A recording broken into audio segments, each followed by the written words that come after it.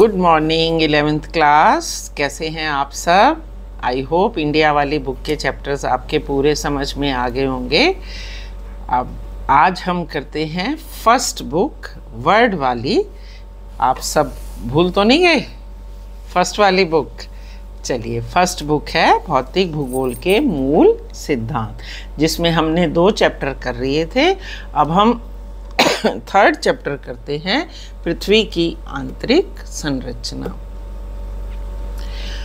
पृथ्वी, अब तक सबको समझ आ गया होगा कि पृथ्वी हमारे सौर मंडल का एकमात्र ऐसा ग्रह है जिस पर जीवन संभव है, और वो जीवन संभव है जलमंडल, स्थलमंडल, वायुमंडल और इन तीनों से मिलके बना जैव मंडल। इसीलिए हमारी पृथ्वी पर जीवन है। क्लियर बच्चे? अब हम करते हैं पृथ्वी की आंतरिक संरचना। पृथ्वी जैसी हमें ऊपर से दिखाई देती है, प्लेन सरफेस, मिट्टी ही मिट्टी, क्या वो नीचे से भी ऐसी ही है? तो वो है पृथ्वी की आंतरिक संरचना। जैसे आपने वायुमंडल पढ़ा होगा 8वीं 9वीं में, पृथ्वी की संरचना भी पढ़ी होगी, लेकिन मैं ये सोचती हूँ कि आधे से ज़्यादा बच्चों को ध्यान ही नहीं होगा कि पृथ्वी की आंतरिक संरचना क्या है। पढ़ा है? वायुमंडल जरूर याद होगा, शोमंडल, समताप मंडल, है ना? तो पृथ्वी की आंतरिक संरचना में भी इसी तरह से परतें होती हैं। अब होता क्या है, जैसे जैसे हम पृथ्वी में नीचे जाते हैं या गड्ढा खोदते हैं, कहीं नींव पड़ रही हो, वहाँ देखो, आप देखोगे बहुत सारी लेयर्स में हमें मिट्टी मिलती है। ऐसे ही डीप चले जाओ, यही पृथ्वी की आंतरिक संरचना है ना? अब इसमें जो मेन है क्वेश्चन वो ये है कि पृथ्वी की ऊपर तो हम जा सकते हैं, पृथ्वी के ऊपर कितना भी वायुमंडल में हम जा सकते हैं, लेकिन पृथ्वी के नीचे एक एरिया के बाद जाना संभव नहीं है। क्यों नहीं है? क्योंकि वहाँ पे हवा नहीं है, घनत्व बहुत ज़्यादा है, दबाव बहुत ज़्यादा है, सरवाइव नहीं कर पाएंगे। तो जो जानकारी लेने जाएगा वो जानकारी लेके आएगा नहीं।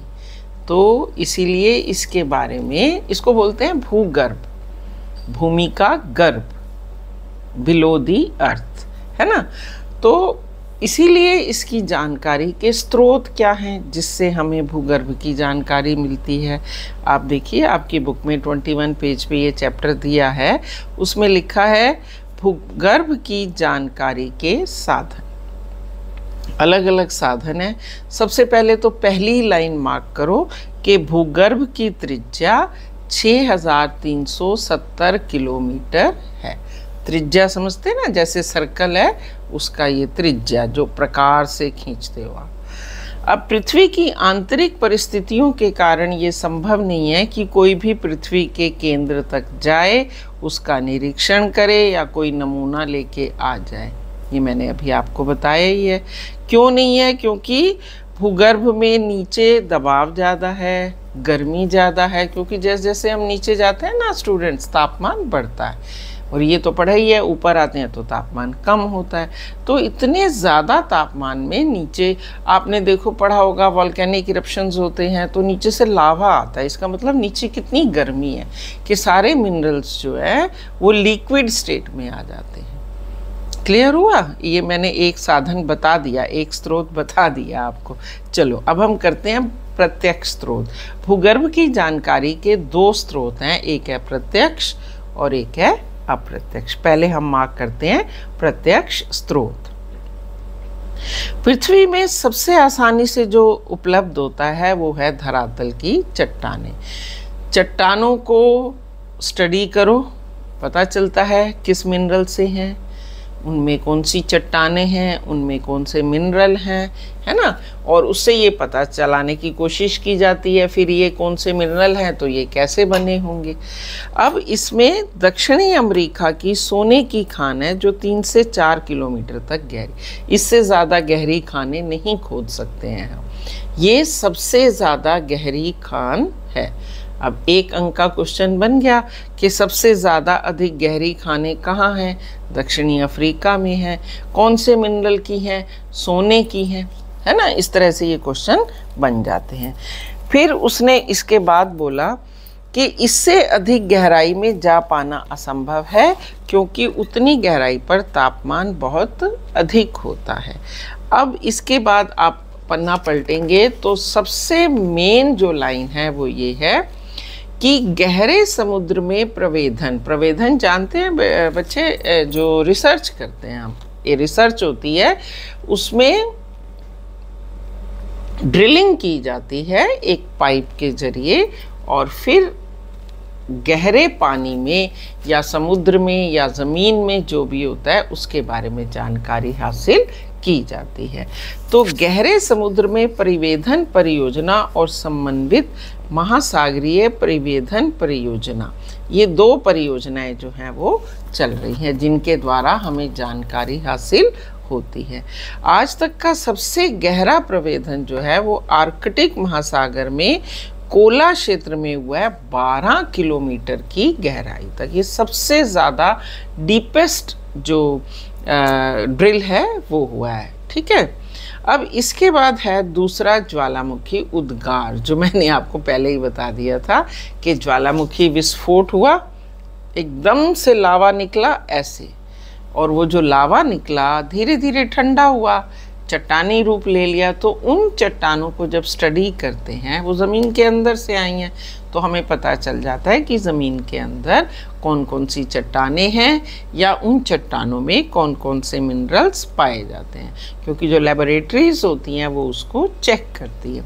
आपको एक मूवी होगी याद, क्रिश नहीं, कोई मिल गया मूवी में जब वो लैंड करता है तो सारे मुल्क की जो लेबोरेटरीज वाले साइंटिस्ट होते हैं ना, वो उसके सैंपल लेने आते हैं और फिर सैंपल लेने के बाद वो स्टडी करते हैं, पता चलता है ऐसे ऐसे एक स्पेसशिप नीचे लैंड हुआ, फिर ये भी पता चलता है कि कोई रह गया है ना। ये तो कहानी थी, लेकिन वाकई में जो चीज़ें नीचे से निकलती हैं या ऊपर से उल्का पिंड गिरते हैं, उनसे ये जानकारी मिलती है कि पृथ्वी के नीचे क्या है और पृथ्वी के ऊपर जहाँ ग्रह व्रह हैं वो कैसे बने हुए।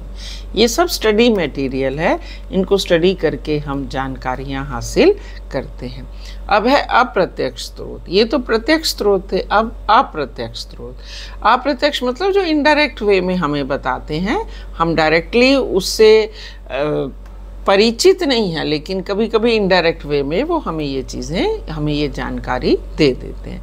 पदार्थ के गुणधर्म इसमें बताया है। खनन क्रिया के लिए खानें खोदी जाती हैं, ड्रिलिंग की जाती हैं, तो उसमें क्या होता है, धीरे धीरे तापमान और दबाव में वृद्धि होती है। ये मैंने आपको बताया ही है, जैसे जैसे हम नीचे जाएंगे तापमान भी बढ़ेगा और दबाव भी बढ़ेगा। अब गहराई बढ़ने के साथ साथ पदार्थ का घनत्व भी बढ़ेगा। 3 चीज़ें हो गई, गहराई बढ़ी, तापमान बढ़ा, दबाव बढ़ा, घनत्व बढ़ा, 3 चीज़ें हो गई, ठीक है। तो इससे क्या होता है, धीरे धीरे प्रत्येक परत में चट्टानों के दबाव में, घनत्व में और जो मोटाई होती है उसमें फ़र्क आता है। तो उससे हमें ये पता चल जाता है कि यहाँ क्या चेंजेस हैं और उसके नीचे कौन कौन से चेंजेस हुए हैं। चलिए बुक में मार्क करते हैं। सेकंड पैराग्राफ में देखिए, पृथ्वी की गहराई का या पृथ्वी की जानकारी का दूसरा अप्रत्यक्ष स्रोत उल्काएं हैं, जो कभी कभी पृथ्वी तक पहुंचती हैं। उल्काएं क्या हैं? देखो उल्काएं क्या हैं, किसी को पता हो तो, किसी ने कभी पढ़ा हो, मेट्योर्स बोलते हैं। उल्काएं क्या होती हैं स्टूडेंट्स? जब ग्रह बने, मैंने बताया था टकराव हुआ था या उनका आउटर पोर्शन तारे का निकल गया था, तो बहुत सारे ऐसे टुकड़े सौर मंडल में कहें या ब्रह्मांड में के अभी भी घूम रहे हैं। तो जब भी गुरुत्वाकर्षण के कारण कोई टुकड़ा पृथ्वी पर गिरता है, वो मेट्योर या उल्का कहलाता है। अब जब वो गिरता है, स्टडी होती है, पता चलता है सेम है जिससे पृथ्वी बनी है, है ना। तो ये उल्काएं बहुत बड़ा स्रोत हैं। ये हमें ये ध्यान रखना चाहिए कि उल्काओं के विश्लेषण के लिए उपलब्ध पदार्थ पृथ्वी की जानकारी आंतरिक भाग से प्राप्त नहीं है, वो ऊपर से आए हैं, परंतु उल्काओं से प्राप्त पदार्थ और उनकी संरचना पृथ्वी से मिलती जुलती है। तो हमें ये पता चल जाता है कि ये जो पृथ्वी पर उल्काएं आई हैं, इन्हीं के ही पार्ट्स हैं जिनसे पृथ्वी बनी है। पृथ्वी तो एकदम ठहर गई, एक ग्रह अलग बन गई, लेकिन बाकी टुकड़े अभी भी ब्रह्मांड में घूम रहे हैं। एक अप्रत्यक्ष स्रोत और है, वो है गुरुत्वाकर्षण, चुंबकीय क्षेत्र और भूकंप संबंधी क्रियाएं। पृथ्वी के धरातल पर भिन्न भिन्न अक्षांशों पर गुरुत्वाकर्षण बल एक समान नहीं है, अलग अलग, कहीं पे ज़्यादा है, कहीं पे कम है। अब उसमें मेन जो है गुरुत्वाकर्षण बल ध्रुवों पे ज़्यादा है और सेंटर में, इक्वेटर पे कम है। देखो, मार्क करो, यह गुरुत्वाकर्षण बल ध्रुवों पर अधिक और भूमध्य रेखा पर कम होता है। पृथ्वी के केंद्र से दूरी के कारण गुरुत्वाकर्षण बल जो है वो ध्रुवों पर अधिक और भूमध्य रेखा पर कम होता है। हमेशा एक एग्जाम्पल देती हूँ मैं, लट्टू चलाया होगा आपने, है ना, गोल गोल घूमता है रस्सी से। आप देखो दोनों उसके ध्रुव, जो कीली नीचे और ऊपर खूब तेज घूमती है, लेकिन बीच में कम। तो वही इसमें रखो कि जो गुरुत्वाकर्षण बल है वो ध्रुवों पर ज़्यादा होता है और सेंटर में भूमध्य रेखा पर कम होता है। पृथ्वी के भीतरी पदार्थों का असमान वितरण इस भिन्नता को प्रभावित करता है। अलग अलग स्थानों पर गुरुत्वाकर्षण की भिन्नता अनेक कारकों से प्रभावित होती है और इस भिन्नता को बोलते हैं गुरुत्व भिन्नता, यानी ग्रेविटी एनोमली। ये एक परिभाषा भी मार्क हो गई, एक अंक का क्वेश्चन भी बन गया।